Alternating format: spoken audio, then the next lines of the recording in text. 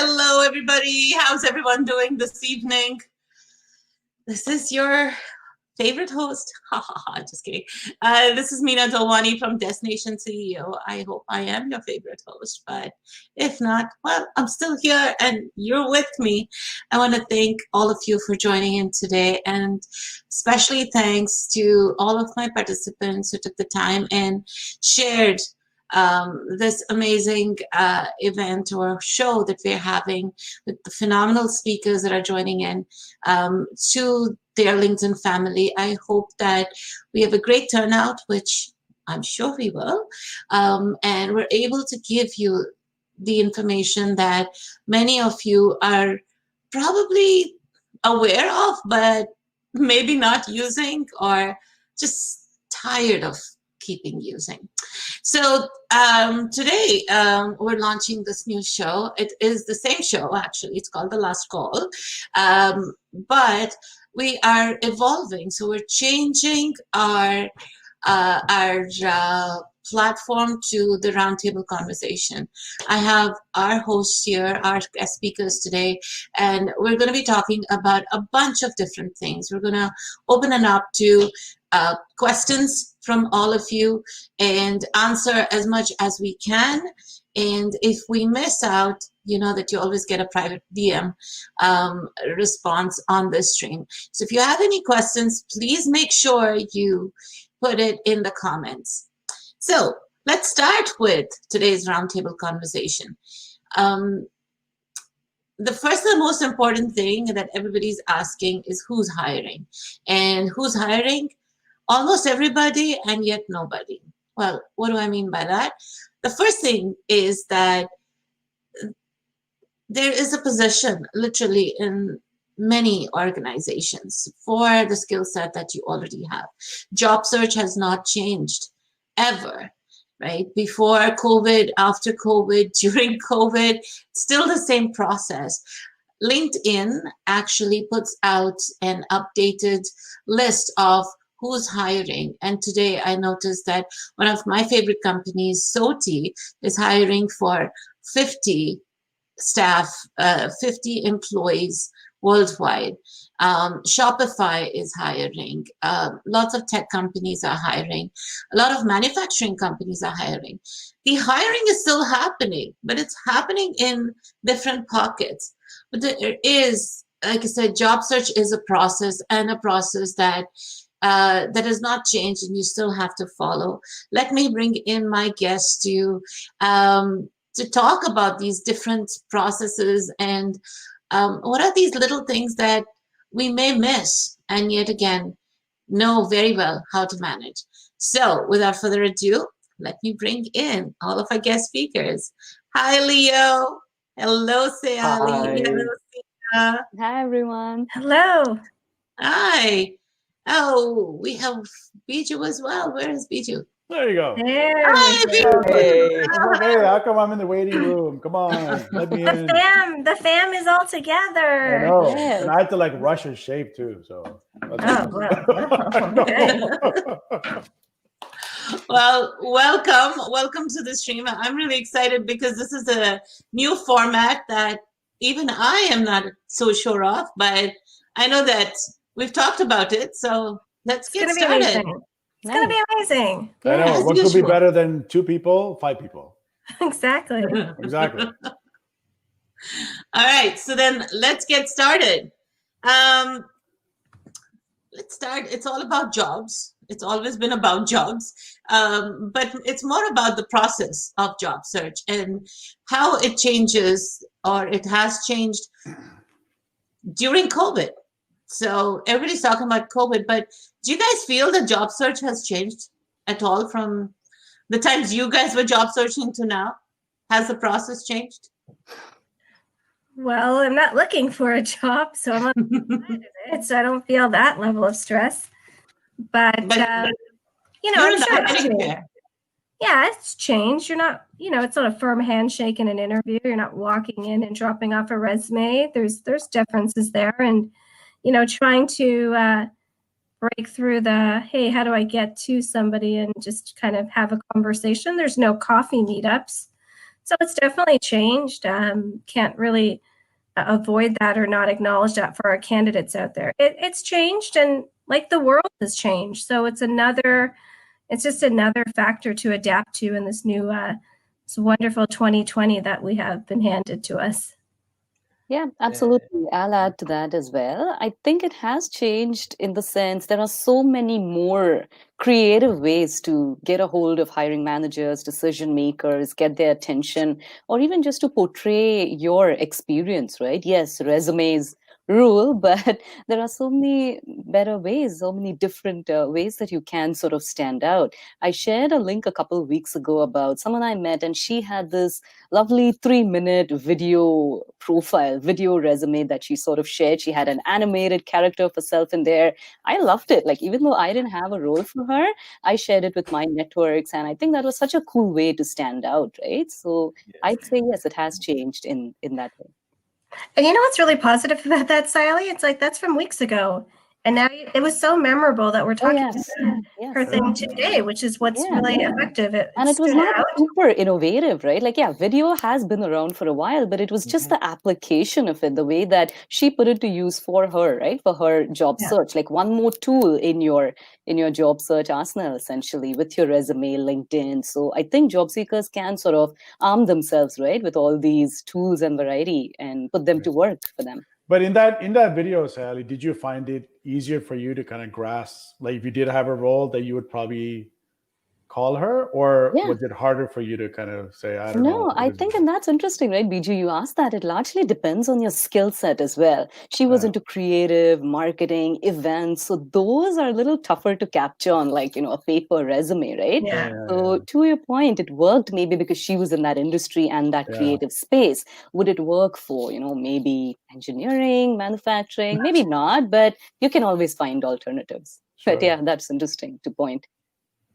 And I find it, of course, we have some changes, and I tell the job seeker is like, don't you find that it's easier like to connect with people? Because okay, if you want to invite somebody to have a coffee chat, like before, you have to look at your schedule, look at the other person's schedule, find a place close to the person's office, and then meet up a time, and then you have to commute. But now it's like you try to make a information interview. So it's so easy, right? Okay, I have a Zoom platform. Okay, this time you can just sit at home, and then you can do that information interview. So I find it, maybe this is a golden time, like to do that now, like to connect with different people and network with other people. Yeah, I was talking to a recruiter in my network, and she was saying that I guess customer-facing roles still aren't popular, right? Like there's when it comes to hiring, but there's hiring. To your point, Meena, hiring is taking up on the technology firms, like some of those other roles.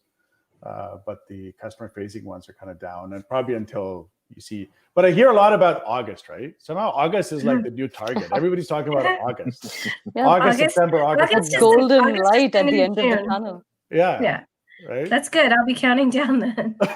Just like everything Little will more happen in festival. August, and I hope it's an event versus like nothing happens. You're like, oh, geez, August came. It's like one of those things you hear about doomsday. It's like June 2020, and everybody's like, June 2020 came and nothing happened, right? So yeah, I agree. I think I agree with everybody. I think a lot of those basic fundamentals haven't changed, right? I was another session last week, and people said, yeah, like if you're gonna dress up and show up for an interview, then dress up and show up for a Zoom call, right? Don't show up like a slob. That's my shade. Don't show up like a slob to make sure that right you put the right impression and so on. Because I think because you're more video, people can see you. They can still right. But one of my managers actually was interviewing a candidate last week, and I asked him today. I said, like, how was that experience? He said, it's kind of different because I can only see half the person. So I don't really, I'm like, okay, you can only see half the person, but is that so dramatically different? But for him, it was like, yeah, I think it's good to kind of do the first interview, but if we'll do a second one, I'd prefer to be in person. So it's interesting. That's comfort. Right? That's just comfort, right? Because if someone's sitting across from you at a table, you're not looking at their legs or anything. You're just like, this is what you look at when they're talking. It's just, because I do so many phone interviews and don't meet people across North America, I talk to people and I've been doing it for years. People are like, oh, is that so weird? I'm like, it's just what you think an interview is supposed to be like, but really you're having a conversation. Exactly. There's verbal and nonverbal cues, and in Zoom you can see like their engagement. So it's just it's sometimes we have to be adaptable. What would we say? Agile? Would you say? That's right. And crisp. And crisp. Yeah. But you have to be adaptable. This is a sign of the times, right? And so we just have to kind of be able to go with it. And maybe you're not having a firm handshake, but if it was in person, like maybe we're going to bump elbows in the COVID world. I don't know. Sayali, now that you saw the video, let me ask you, do you have a bias for video? You're like, you know what? That may not be such a bad thing because in a couple of minutes I can get a gist of it versus reading through a whole bunch of resume things. I'm like, oh my God, what is this? That's interesting, Biju. I'd say I just like the creativity. It's not so much the medium, right? Like video, she could have easily sent an app. Like a lot of developers sometimes will showcase their work. Yeah. I just feel it was that creative angle that really appealed to me. Like she went above and beyond. She took an extra step. She did send me her resume as well. So I could just review both, right? To get a sense of her portfolio and experience. Interesting. It obviously worked. We're talking about her now. That's right. A lot. And made an impression. I think anything that's not just outside of the box for the sake of being outside of the box, but really that it showcased her creativity and she was a creative focused candidate. Yeah.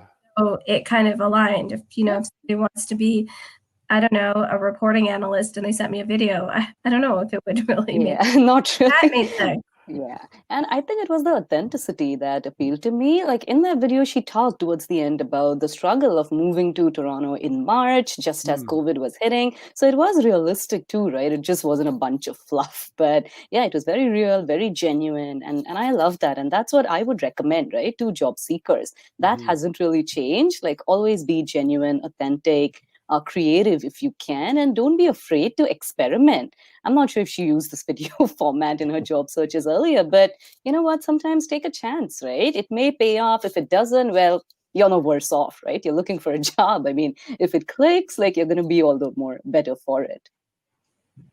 Well, I'm glad you guys are bringing this up because guess what? The participants of Destination CEO June cohort will be making their video resumes soon. So we already have a panel, guys. I know you're watching, so we already have a panel that are going to be looking at it.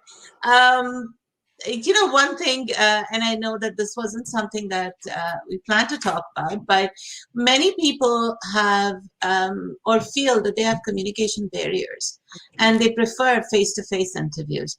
Now with the things changing, and Seena, you brought up a very interesting point that you primarily do phone interviews and many people are uncomfortable with it.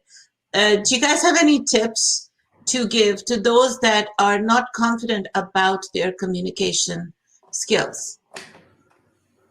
I think the key is just like, okay, English is my second language as well. And to be honest, sometimes I have the fear as well because, oh, what if I don't understand the other person's talking? And I sometimes I have that, especially like in that like a nervous interviews time, right?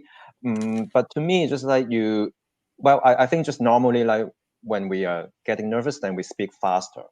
So you just have to keep that in mind, like just don't speak too fast. And you have to like monitor yourself. It's like, okay, you realize, oh, suddenly you get nervous and then you speak too fast, then it's not a good thing.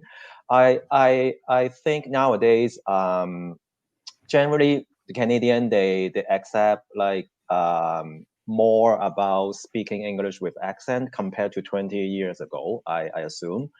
And now to me, it's like as long as the candidate, they can articulate their ideas clearly in English, even with accent, I'm okay with it. I don't take it like a negative thing, just clear. And then because the interview basically just like the people like to see like how you think and how you deliver your ideas, right? So that's the key things. Yeah, and I would say, how do you write well? You Mm-hmm. read more, right? How do you speak better? You listen more, right? I think that's it's always worked, at least for me. If you want to have a better writing style, then you read certain styles of writing and you get more ideas about how you do it. So I'd encourage people, regardless of whatever you're learning, whatever language you're learning, it doesn't matter, that just be confident enough to just listen and hear more, and then you'll pick up all these nuances, and then you just get, you practice. It's like a practice story, right? You just keep at it, and you'll be better at it. Yep. What I'll say to that is a lot of times because it's the phone, you can't see your audience, right? You can't gauge their interaction. You don't know whether have you given them enough? Do you need to go on and on? Like sometimes it's hard to tell. So I have people like just go on and on, or they've blown through the first 15 minutes of the phone interview, just, on that one question. And it's tough. Like I get it. Like I'm in that situation sometimes too, right? So what I will advocate is it's okay to check in, like give your answer and then just check in with them. Have I given you what you need? Do you want me to elaborate? And let them tell you. They'll say, could you give us a few more details? Or they'll say, yeah, we're good. We can go to the next question. So at least you're making sure that you're economical with the time that you have. Phone interviews are typically 30 minutes, 40. So you have to be respectful of their time as well, and just making that interview count. You just don't want to blow through it or mismanage the time because of the medium. I would also add, don't be so uncomfortable with the silence, because maybe we're catching up on our notes, or if you're finished your answer, you finished your answer, and then the next question comes. But there's like this other side of it where it might be also easier on a phone because you're not rushing to walk into an office and you got to wear your suit or your dress or whatever you feel like you're wearing, and dealing with parking or commuting. And then all of a sudden it's like, I have to be there 5 minutes early. And then, Biju will say, like, wash your hands under hot water to, under that to get a good soft skin when it's just like, hey, you're at home, just take the call. The only thing I say, and I'm so shocked that candidates do this, is I usually say, is this a good time? And they were like, yeah, just do it. I'm not prepared, but sure, I'll take the call. I'm like, no, always schedule. So you're ready and you have your resume in front of you and you have hopefully the job description in front of you. So, you got to treat the phone interview the same as the in-person, as to being prepared. You can schedule it. It's okay. But you're essentially answering the same questions without worrying about commuting or what you look like or whatever, and just articulate, like Leo said. If you can articulate what you have to say, then we're happy to hear the answer. We've already decided to give you a phone interview, so we already see value. And it's just kind of in your head about worrying about something that maybe no one else is worried about. Yep. So at the end of the day, practice loud, read, and just be comfortable. Effective communication is much more effective or efficient than being worried about your communication skills. Yeah, like there's some All right. participants I spoke to like last week, and I told them, I said, whatever that, that the first question is always tell me about yourself and so on, right? Like record yourself and just watch it. And you'll find all sorts of weird things that you're doing that actually don't communicate, right? You know what I mean? Like it's very obvious. Or like talk to yourself in the mirror. Do it twice a day, guaranteed in 5 days, 10 times, you'll be 10 times better than you were before. The video is a good one because you'll play it back and you'll start to see so much stuff. That's right. And you can actually get more critical of yourself because we always want to kind of make sure, are we doing okay? And, honestly, like what, Meena, like 2 months ago, you'd be like, Seena, turn on your camera. And I'd be like, no, I'm good. And now COVID has forced me to be in front of a camera, whether I like it or not. And I smile more. That's true. And smile, yes. Biju smiles more. I won't get a ping. I'll get a ping. Seena, you're not smiling. I'm like, do I spend the whole time like this? That feels, no, I'll be exhausted in an hour. Or they can do more like a Zoom meeting, like, because I mentioned that before, right? Because I like it because I can see myself now. So you definitely, maybe now I'm very stable. Like I know like what I have to behave. So I smile a lot now. Like, and yeah, so I'm very stable now. I look at myself as like a news anchor, right? So just look at that. Like this shoulder, and then just don't have so much movement. So just always like this. And I'm always looking for a job as an assistant to news anchor, Leo. So I'm all in. So. Hey, listen, the weather. I could have the weather green screen behind me. We can really change up this live session to the news. All right, reining them back into the career conversation. Yes. Ladies and gentlemen, let's talk a little bit about job seekers' attitude. So apply, no reply, or apply, get rejections. This really weighs us down, and we almost lose hope in the whole application process. Sometimes we feel, and I'll be honest, I feel that too sometimes. I'm entitled.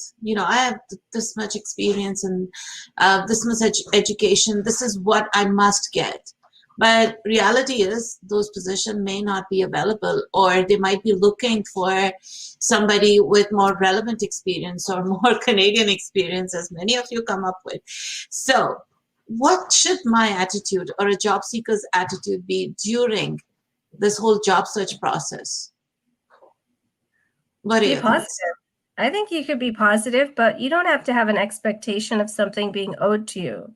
So especially in this COVID market, obviously there's a lot of people looking for jobs. And I had posted a job the other day, and within days I had probably 87 candidates. And that's a lot. That's a lot for that position. And there's a lot of good candidates in there. So there's a lot of people, like 87 people thought that they could do the job and they should have the job, hopefully.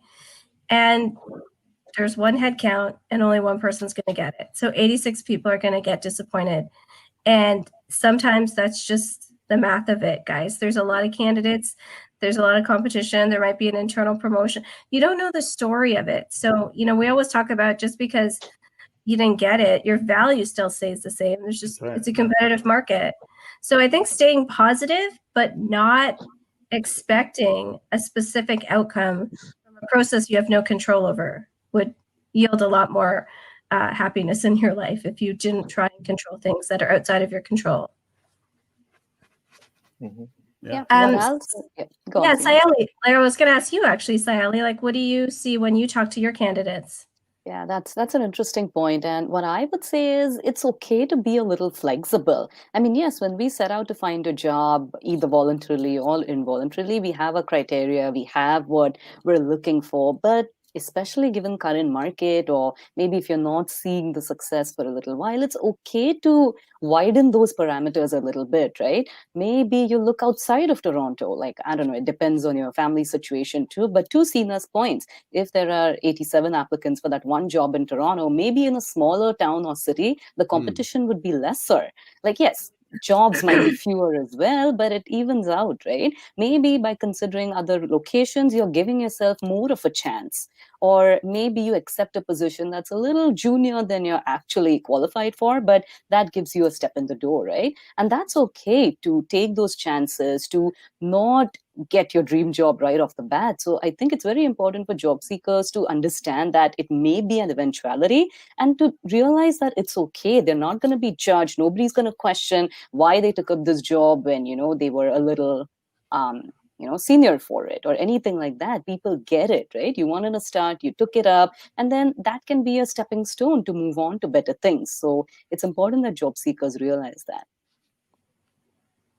And also, I think, you two make a very good point. And then, of course, the attitude is like they always have to be polite, to be professional, because like I know some job seekers always complain about the recruiters. They never got back to them, like they never follow up. But at the same time, I do have some experience, like when I try to extend the offer to the candidate, there's no the candidate didn't pick up. Okay, that's fine. I try to leave a voicemail, but there's no voicemail service. So, and then, and at the same time, like when I extend the offer, sometimes the job seeker is like, maybe they applied too many positions before, and then I need some time to think. And then sometimes they will say like, oh, can I think about it like for 2-3 days? And well, I think especially in the current market, because it's kind of competitive. I'm not saying like you don't like need time to think, but just like think about like just like the offer, right? Just like you're buying a house or buying a home, like that's very competitive. Then if you can make up your mind quicker, then you'll get the opportunities. Yeah, like I think it's natural, right? I think it's very natural, and like most things in life that are good for you, it's a lot of work, right? And job search isn't any different. But also, I think frustration comes from when you start comparing yourself to somebody else or people around you. He got it within 2 days, she got it within 7 hours. How come, I tried 15 times? And like, there's so many variables and factors that go into it, right? So I think the attitude piece is, yeah, you should be positive. And I think you should only compete with yourself in the space that you're in, versus trying to compete with everybody else, because they're actually nobody in your world of influence. And the more you keep at it, the better it is, because your mind is busy, there's activity that's happening. And I think that's what you have to check, because then it's a really bad spiral to get into, and you'll just never get out of it, right? So as hard as it is, I tell many of the participants all the time, I mean, you were at home in your comfort, you decide to get up and leave and move and fly across the Atlantic and show up here with really nothing more than just showing up here. Like, if you can do that, the rest is kind of easier, really, in the scheme of things, right? If you look at the entirety of your life, I think that's much easier to do. So, and I think also it's just about, sometimes, there's all these memes on LinkedIn about, Leo was talking about, like, you're ghosted by a recruiter. Yeah. Sometimes, there's a reason I can't get back to you. Like, I'm waiting for the hiring manager to make a decision, or you're my number 2 candidate, but I got to figure out what happens with my number 1 candidate first. Yeah. So, in your world, you're like, I'm qualified, I'm perfect on paper. Like, why aren't they calling me? But there's so many things happening behind the scenes that you don't know. And, in my perfect world, do I want to call each and every one of you? Absolutely. But 87 in one rec, when that's one opening and I've got multiple openings, and there's only 24 hours in a day. So it is a struggle to reach everybody as quickly as we can. But sometimes, for us, specifically Leo, Sayali, and myself in HR and recruiting, we're also relying on other factors and second interviews and third interviews and COVID. And is this going to go on hold? Is it really ready to go? And all of that stuff, that our timelines may not match the candidates' timelines, but just being understanding of that in the bigger picture. And I will say, to loop Biju in, he had talked about previously to our group in Destination CEO, like, just apply and then kind of forget about it and keep moving forward, because you don't set an expectation of, this is the perfect job, I want this job, I got to hear from this person. So sometimes you just kind of have to just let it go and keep moving forward and keep applying. And You'll find out when you find out, but you don't have to put all your eggs in one basket, and then you're really frustrated, right? When you don't hear back. Yeah, and So, then, and build your Seena, network. I have a question for you then, like, because we talk about the scene at the back. So let's say like the hiring manager was planning to hire one candidate. Okay, after the recruitment process, the hiring manager find that, there's a second one I want to hire as well. But I'm a little bit, the hiring manager was like, okay, I'm not sure yet because I have to look at my budget. So, but I'm for sure I'm hire the first candidate, the candidate A. Okay, and then that hiring manager is like, I have maybe 3 I like.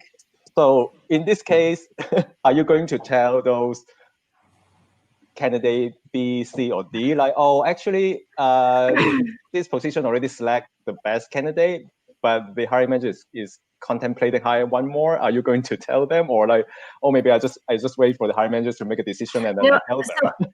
I actually tell them. Tell them to say, like, you are a really strong candidate. We're really interested in you. I thought you were great and you'd be a great fit. We had someone that was just a little bit like just got that much more that person. But we're trying to find out if we can get some budget. Let me come back to you if I have an update. We really like you, so it was a good experience. Everything's great, but fingers crossed. Let me see what we can do, and that way they feel like they didn't do anything wrong, and we're still interested. And even if I can't get the budget, or maybe it's delayed in 3 months, when I call that person one more time, at least they know everything went smoothly, everything's good, and they'll take my call. They won't think like I have to start all over. It's like, because I think sometimes, if you've gone through several levels of a recruiting process, or, second interview, third interview, you're getting close. You're getting close. But sometimes there's always another candidate that could be better in whatever better means to the hiring manager. But second guy, third guy, fourth guy, great. When I was hired at my last job, not where I am now, but my last one, I was the second candidate. They went with someone else, and then I was their plan B. And then I was there for 7.5 years. So I kind of feel like there's nothing wrong with being plan B. If it works out for you, once you get there, you prove yourself, and it's fine. Yeah, and a lot of times, Leo, it's also like within a peer group, you kind of know when other people are looking. You always say, I did an interview, I was looking for one, but Susan, I found 3. You should look at the other 2 because they may be a good fit for you. Because organizationally, you're trying to figure out how to get good people into the company, right? And if it's not with me, maybe with somebody else that I know or my peer who's looking. And that happens a lot with us, actually. A lot of people we get, I interviewed for a data scientist, but she's like a good business analyst. But I know you're looking for a business analyst, so why don't you look at her? And the chances of that kind of internal referral translates to people getting another job within the company. Happens all the time. Yeah. And Biju, you've proved it by hiring 3. So thank you. Thank you for that. There you go. So yes, asking, saying, be positive, stay positive. Yes, it's easier said than done. But what other choice do you have? If you're going to stay in the negative zone, then you are going to struggle with being positive, with being proactive, with being out there, with the hustle. And hustle is something we all need to do, regardless of where we are in our career. Even if you started a job, you want to make sure that you grow in the job. That's a different kind of hustle, right? So, it is tough, but what are the choices you have? Give up. I'll tell you what we shouldn't do, Meena. One of the things, like, no matter what is happening in your life, right? Do not be negative and don't let that show. Don't lash out at recruiters or hiring managers. It's gonna damage your chances. Like, I had this happen with me this week. This person reached out to me a few days ago for a job I was recruiting for. He wasn't a fit, but I offered to connect over a call. I'm like, let's chat. Like, this isn't a fit, but happy to chat, and didn't hear back. And then all of a sudden he's like, yeah, you should not ghost candidates. I'm like, 1 second, what just happened here? And I offered to have a chat, right? And again, to Seena's point, it's sometimes humanly impossible to respond to everybody or get back to everybody. I try, I think we all do, but sometimes it's just not possible, right?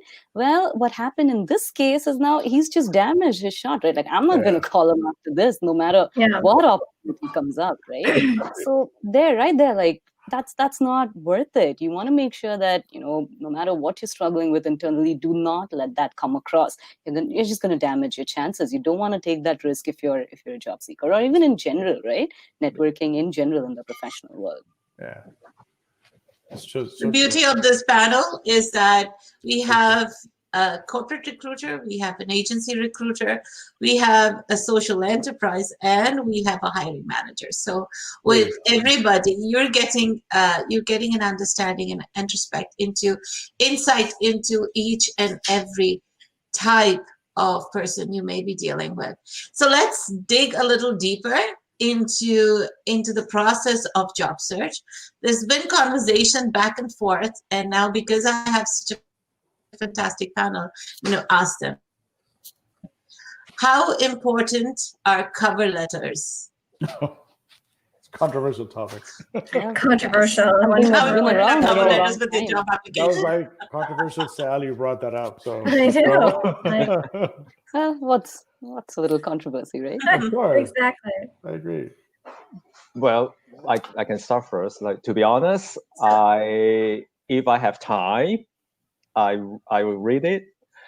If I'm very, very busy to create like a short list, I just look at the resume. So depends on my time, and of course depends on the role as well. So for example, if the role is about writing, communication, marketing, I will spend time on the cover letter because it shows the writing style, grammatical mistake, the flow of that candidate, like they can communicate on the paper. So I would look at that cover letter, like, because that's important, I think, for that role. Yeah, it's a big part. Time is a big one. I totally respect that, Leo. If I have 83 candidates in one, I'm not reading 87 resumes and then 87 cover letters. I think cover letters are important if they actually serve a purpose. So if you're changing industries and you want to explain why you're applying for this job, and I'll read it if I'm like, this is totally left field. Let me see what this is about. But if it's just like generic template, please see attached my resume for job posting ABC on job board 123. I mean, it's not really adding any value, right? So, I'll read it if I think there's a purpose. That's actually a really good point, Leo, on like if it's a communications, writing, marketing, or if it's a senior level position, then I want to see, how they articulate their experience and what they bring to the table. Yeah, I'd agree. We'll leave the controversial one to the end. Who can speak? But I agree. Like, I generally, it's good to see, but I generally use it as... Sayali, what do you think? Right? That's interesting. And to your point, right, Meena, I don't know if it's as relevant in an agency environment, especially given the time component like Seena and Leo mentioned. Will I read a cover letter? Maybe. I'll take a quick glance at it. What will actually compel me to read it if it has specifics, it has certain details that are not on your resume, right? Maybe you resulted in some initiatives, you created some initiatives that resulted in savings for your company, or a project, or how you went about it or delivered. If you're telling me you have good communication skills, you're a team player, not really, right? I don't need a cover letter for that.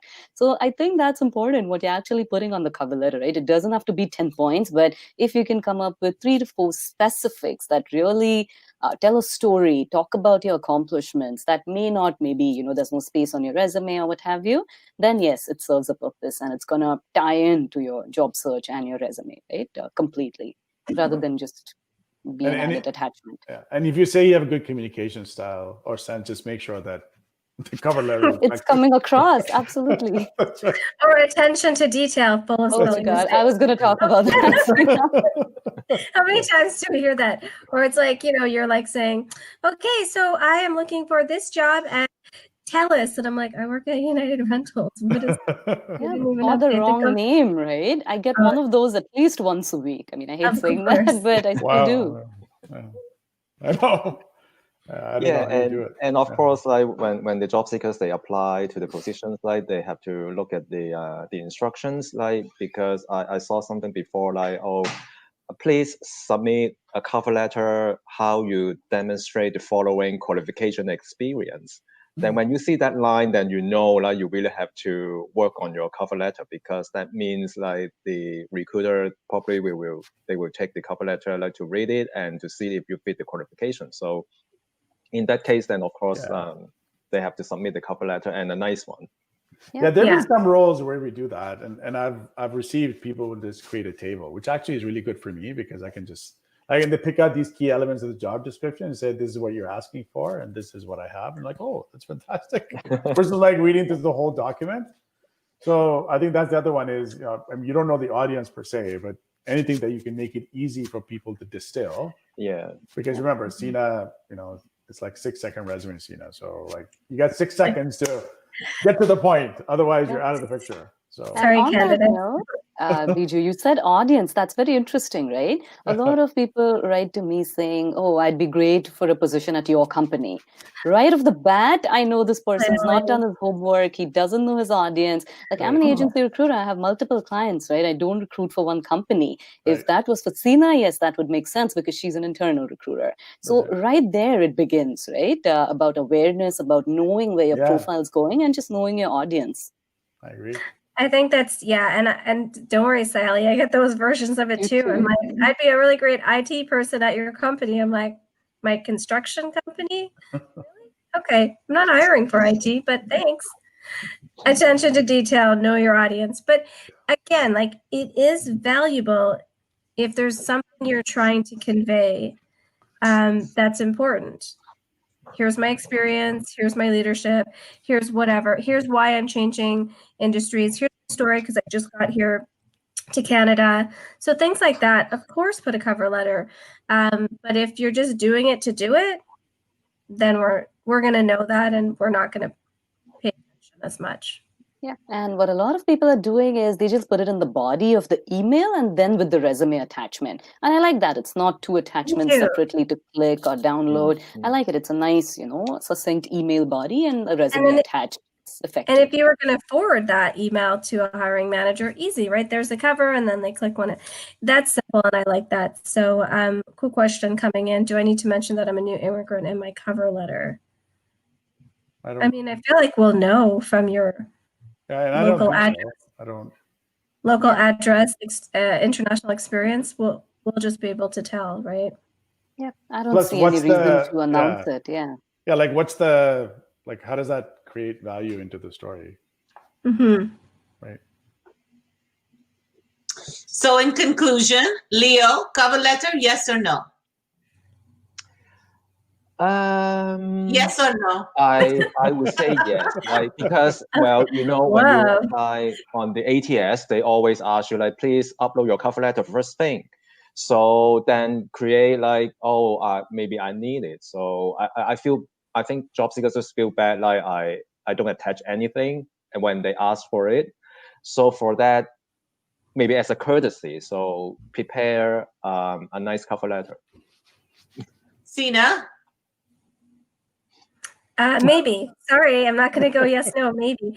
For the ATS, really quick point on the ATS, there's a lot of things you depending on like what position and how you are in your career, you could attach like projects or transcripts or whatever. Just because the option's there doesn't mean you have to upload something. As long as you have a quality resume, then that's really what everyone's going to pay attention to. I don't want to say no to cover letters, but if I was honest, 80% of the time I don't read them. Maybe we frame the question is like, as a HR or hiring managers, like, would you be pissed off like you don't see the cover letter? Interesting. That's a good way to look at it. Interesting question, Leo. Just put it on the side, yeah. That'll be my next meeting with managers. Would you be pissed off? What would piss you off? No cover letter? How dare they? Exactly. Why do you have such anger issues towards a cover letter, Mr. Hiring Manager? Mr. Sayali?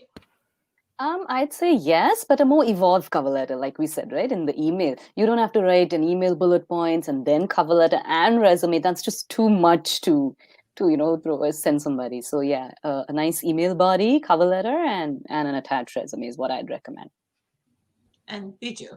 Yeah, I agree with Sayali.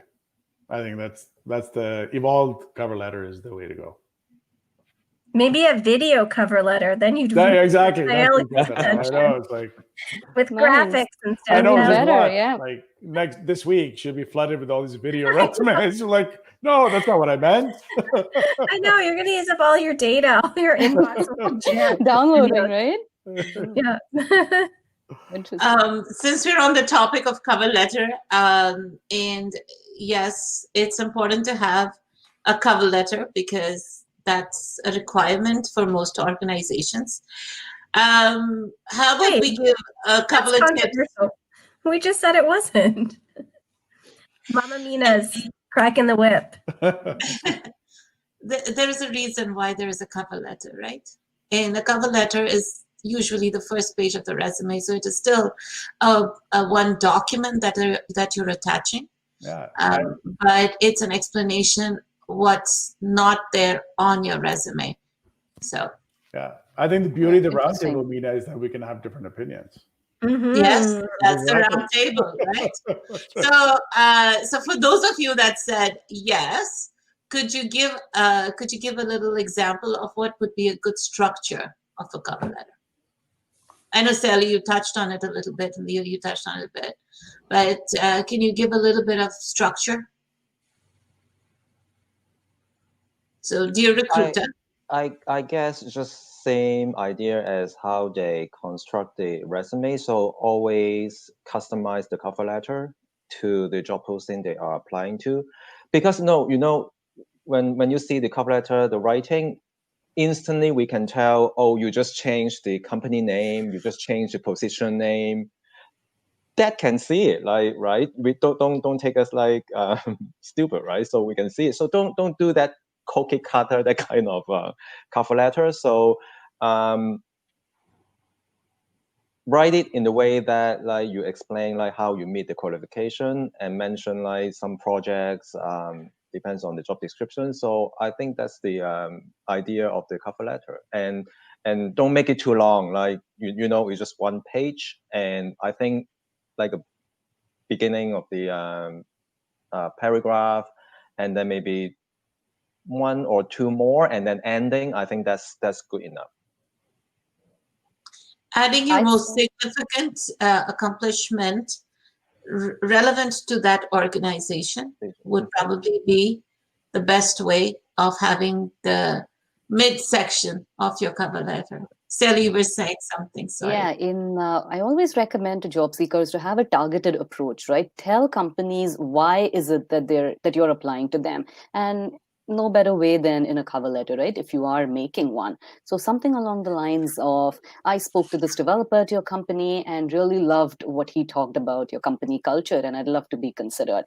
Something even as small as that, but as specific as that, like I would definitely open that resume, right? And again, know your audience and make sure you're addressing it to the specific recruiter at that company. But anything specific, right? I saw on your website that you are involved with so-and-so cause, and that really resonated with me. I'd love to have a conversation about how I can bring value to your company. Simple, to the point, but something really specific that tells them that you've done your homework. You're not among, 10 other companies that this person is applying to. So I think that's huge in a cover letter if you are making one. And I just wanted to add, before we jump onto our next topic, that if an applicant tracking system is asking for your transcript and asking for your certificate, it's probably because that is a requirement of the organization. So I know that I work for a unionized organization, and the only way they will call you is if you have attached your certificate, your degree to your application. So if you have the opportunity and they ask you to attach, then please take the time to attach all of the relevant certifications. So I will agree respectfully to disagree, because some of my ATSs are they're generic, built in for many different clients, and it's just an option to add other documents. But if it's not required, then sometimes it's just you can upload 5 or 10 documents, but the most important is the first, which would be if one is mandatory, then resume, and if you want to upload a cover letter, go for it. But sometimes there's options to upload more documents in an ATS, and it's just because it's a product that's to various clients, right? And you can do it or you don't. If it's not mandatory, like you'll know mandatory fields in an ATS. You put your name, you have to put your contact information, your email, things like that. But there are going to be other instances where it's not, for me, it's not going to be required. On that note, sorry, I just had a question, Meena. On that note, is it relevant to add your work permits? Because I don't think so. Those are confidential documents, right? I've had cases where people just open work permit, here's my document. I'm like, no, you don't need to attach it. Just say that, yes, you have an open work permit, valid till so-and-so. But don't go sending it around. If HR requests it, that's a different story. But don't send it across. Or they even don't have to tell, I have a work permit, but just say, I'm legally able to work in Canada. I think that's enough, at that beginning of the recruitment stage. Exactly. That is if you're asked. The reason why I said about the degrees, if you're applying for a unionized company, so I know that colleges and universities, they need you to upload the degree to specify that you have the PhD or the master's degree for that position. So it's a union requirement. Anyways, before we move on, there is a question that has come in. Do you think 3 paragraphs should be sufficient, including intro and summary? Yes.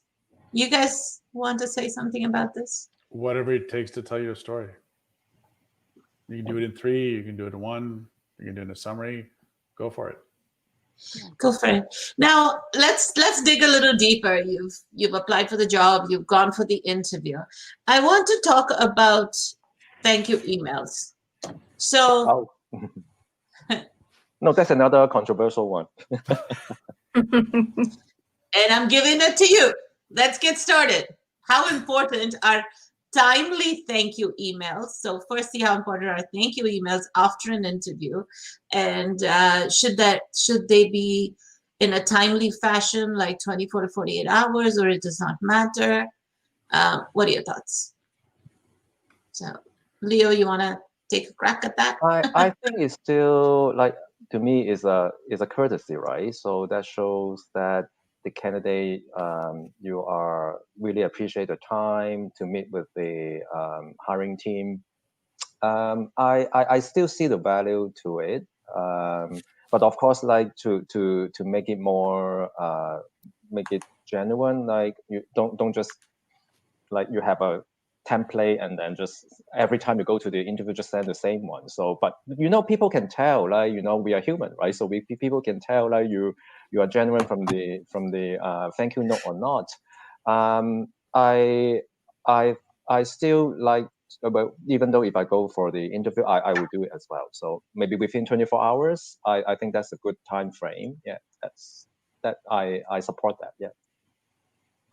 Yeah, likewise. I'm going to sound like a broken record, but again, thank you letter too, address specifics, right? That, yes, I enjoyed meeting with you and learning about so-and-so project that your company is going to be working on. Or I love the fact that, what have you, right? You promote from within. Something specific that appealed to you, that you liked in your conversation with this hiring manager. So that's going to resonate. And a lot of people do this. I don't know how effective that is, but they sort of re-emphasize their fit for this role. So for example, I enjoyed my conversation with you after learning about your projects. I'm confident that my experience with so-and-so is going to help, add value to this organization. So if nicely done, that can be effective as well. But yeah, I'd say have a combination of the two, or, what your personality is, right? What you think is genuine and is going to strike a chord. Yeah, I've done, with the hiring manager. So maybe controversial. So in my career, when I've gone to interviews, I've done them. Do I care for them? I don't. And I don't because that moment of the interview is when you leave a lasting impression on me.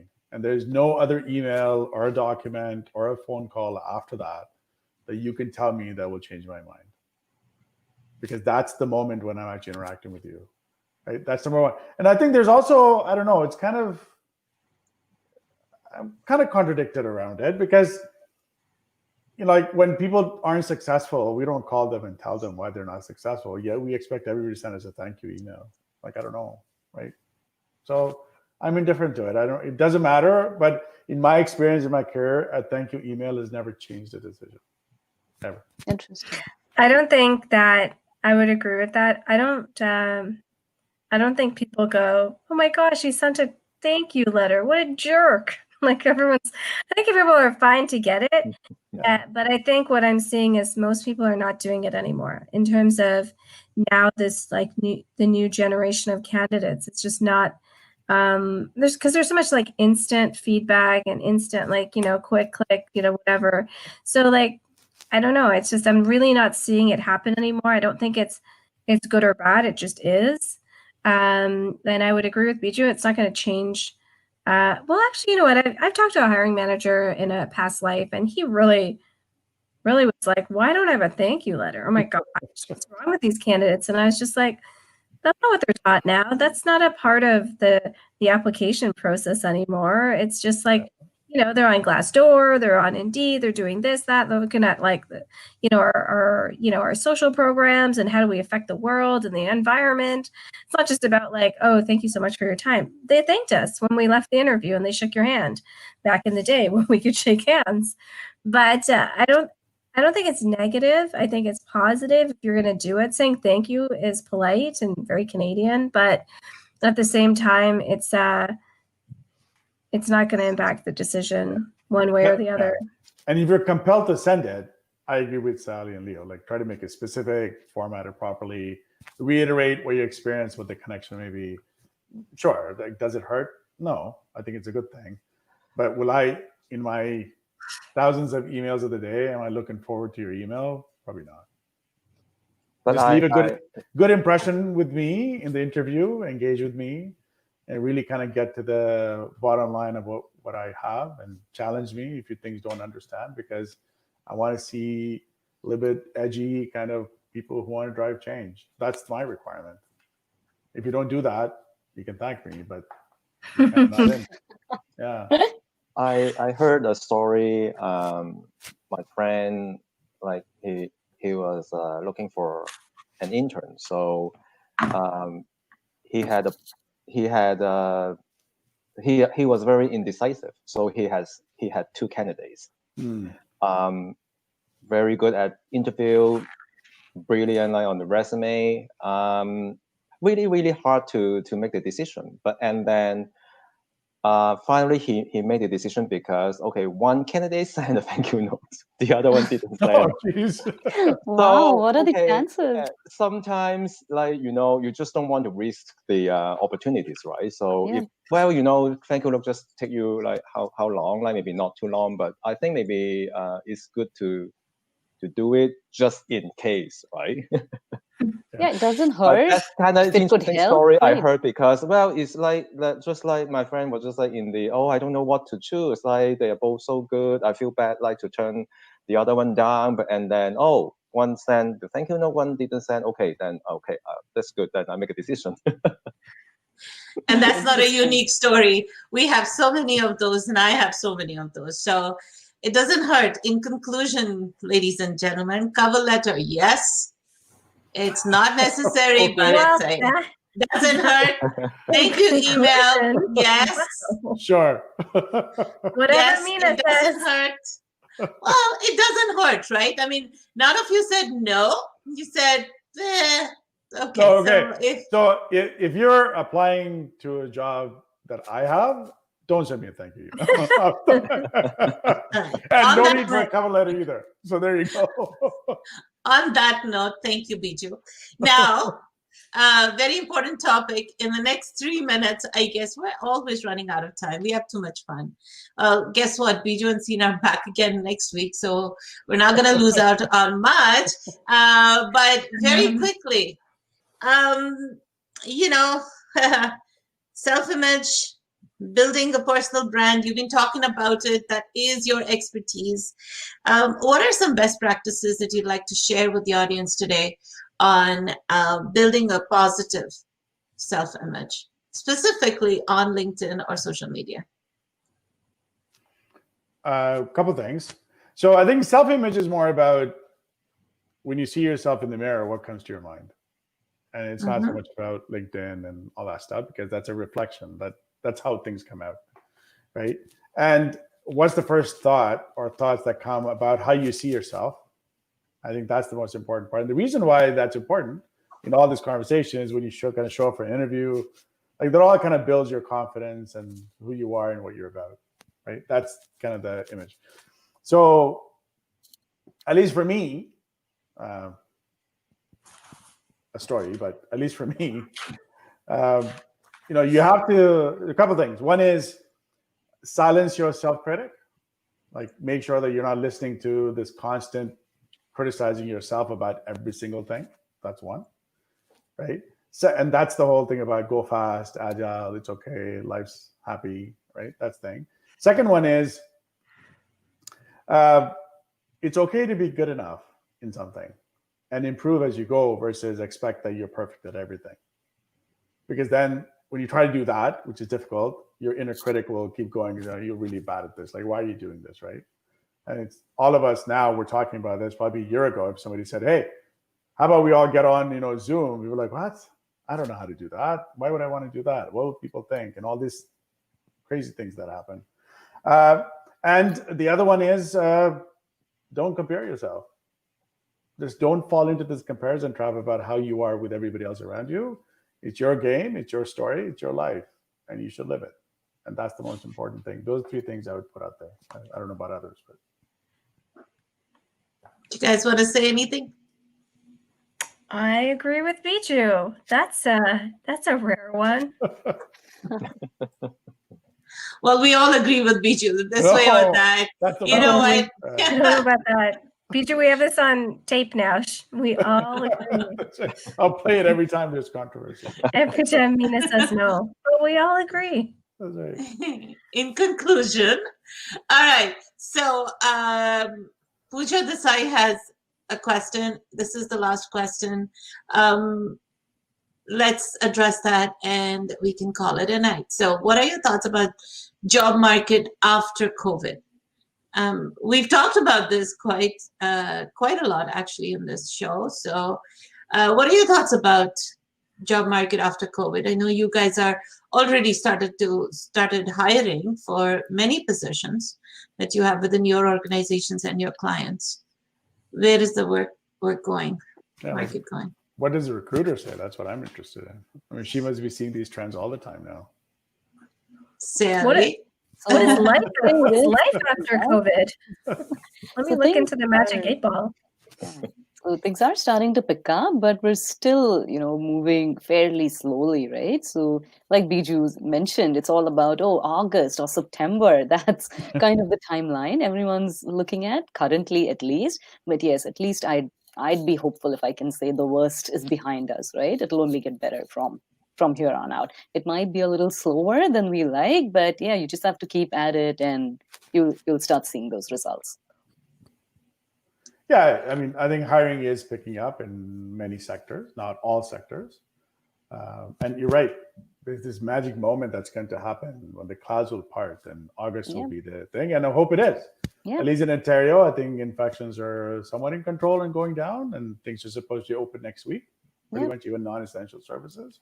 Yeah, and some areas, right, are busier than others. British Columbia is hiring quite a bit, I'd say, as compared to Ontario. So again, going back to what we discussed about creating more options for yourself, being open to perhaps other locations and cities, it's just about maximizing your options and chances.